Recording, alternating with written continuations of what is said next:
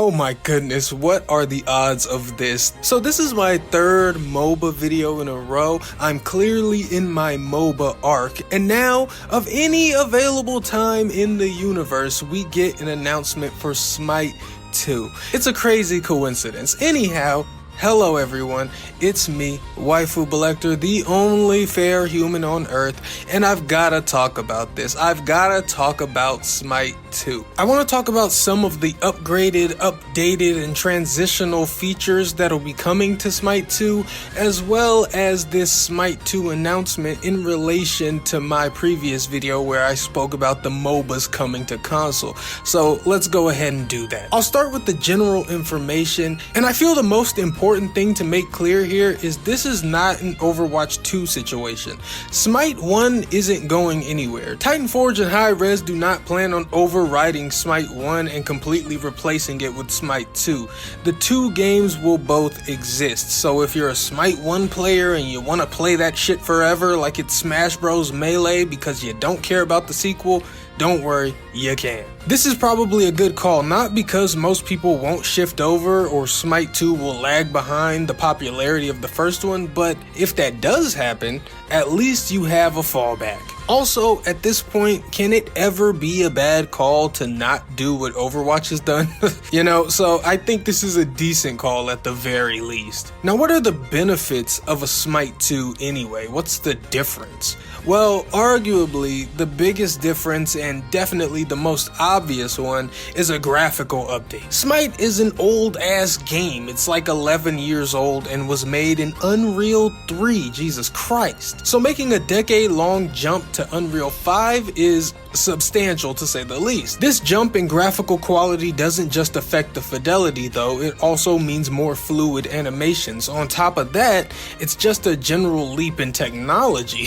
So as time goes on and we see more of SMITE 2 and get to play it ourselves, I promise we'll see things in it that just simply weren't possible in the original. But this whole game and all these gods being rebuilt from the ground up in Unreal 5 is kinda hilarious to me, only because I stopped playing SMITE maybe a year or two ago, but before that, before I gave it up, I had 1,000 hours on it, so I certainly got my fill. And I swear to you, just yesterday, I said to a friend of mine, the only thing that can get me to play SMITE again is a complete graphical overhaul, or if they put Jesus in the game. Woke up today, Jesus is not in SMITE, but there is a SMITE 2 coming with, you guessed it, a complete graphical overhaul. What are the fucking chances? And look, I know some of you may be saying, why would you come back for a graphics update? And the answer is simple.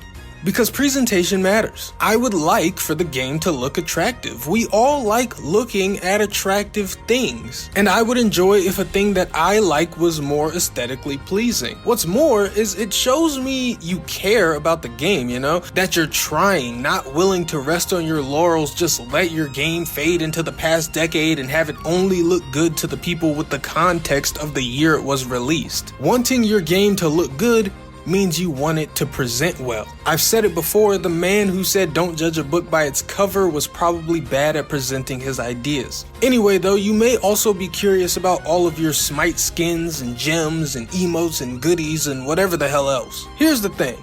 Everything from SMITE 1 is not gonna come over because SMITE 2 is its own game from the ground up. I suspect that some skins will eventually be recreated and resold in SMITE 2, but who knows? I mean, even all the playable gods won't be available immediately at the launch of SMITE 2. There are 130 something gods in SMITE after all, so it would be a hugely delayed undertaking to try and deliver a recreated version of all of those gods at the launch of SMITE 2. Instead, the gods will periodically roll out post-launch, but because they have the base of the existing character to work off of, I imagine the previously existing characters will roll out a lot faster on SMITE 2, kinda like how Wild Rift rolls out its champions from League of Legends. Now, despite us having to sort of start over with our cosmetic collections in SMITE 2, there will be something called Legacy Gems. Every gem that you have spent in SMITE 1 will be turned into Legacy Gems in SMITE 2, With legacy gems, you can pay for up to 50% of most of the new cosmetics and purchases in SMITE 2. So what that means is, if a new SMITE 2 skin costs 1,000 gems, you can pay for half of that with your legacy gems, now making that skin only cost you 500 gems. So legacy gems are kind of a discount mechanic that varies based on how much money you spent in SMITE 1. So that's pretty cool. I think it's a cool way to respect player time and purchases without the devs having to give us too much free shit to the point that no one would ever spend a dime in SMITE 2. But okay, that's that. Now listen, I would talk about some of the gameplay changes they've stated will be in SMITE 2. There are some that I am familiar with and know how they compare with SMITE 1, but as I said, I haven't played SMITE in years, so I can't even really pick out what's worth talking about entirely and what's substantially different enough. One thing I do know though is that in SMITE 1, characters are restricted to the type of damage they do when it comes to builds. So if you're a physical attack character, you can't buy any magical items. But in SMITE 2, they're removing that restriction and giving us more free range of builds. So that sounds really fucking great. I love that. Other than all that though, I want to talk about this announcement in regard to the topic of my last video, because I think it applies. In my last video, I was highlighting the surge of upcoming MOBA titles planned for console release, 2 of which have a third-person perspective just like SMITE. I'll put a shortcut to that video at the end of this one. My point is, when you heard about SMITE 2, you may have thought, why? Why SMITE 2? Why now? And I think the upcoming MOBAs that I mentioned are why. Predecessor, Overprime, Wild Rift. 3 upcoming console MOBAs threatening SMITE's unchallenged console reign. And all of those games are going to be new to people on console. All of those games don't have 10-year-old graphics on 10-year-old engines. SMITE likely is not big enough to survive 3 newer, shinier games of the same genre simultaneously trying to kill them. Especially when one of those games is a known IP. And it would appear that SMITE knows that. Titanforge knows that. Hi-Rez knows that. So what do? How do you combat the looming threat? You make yourself new.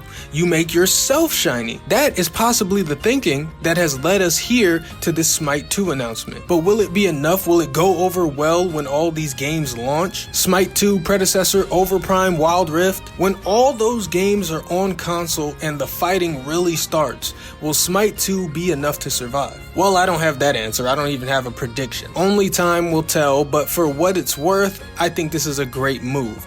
The worst thing SMITE could have done was rest on their laurels and effectively do nothing. I think it's a great move, and I'm now even more excited for when the rumble to be the dominant console MOBA really begins. But, okay, that's it. I'm done. Tell me what you guys think in the comments. Let your excitement or displeasure for SMITE 2 be known. If you are excited, you can register for the closed alpha right now. And I'd tell you to like and subscribe, but I know you don't give a fuck, so, you know. Anyway, until next time, I am Waifu Belector. I am just a normal guy. I like hentai, and I'm excited for SMITE 2. Goodbye.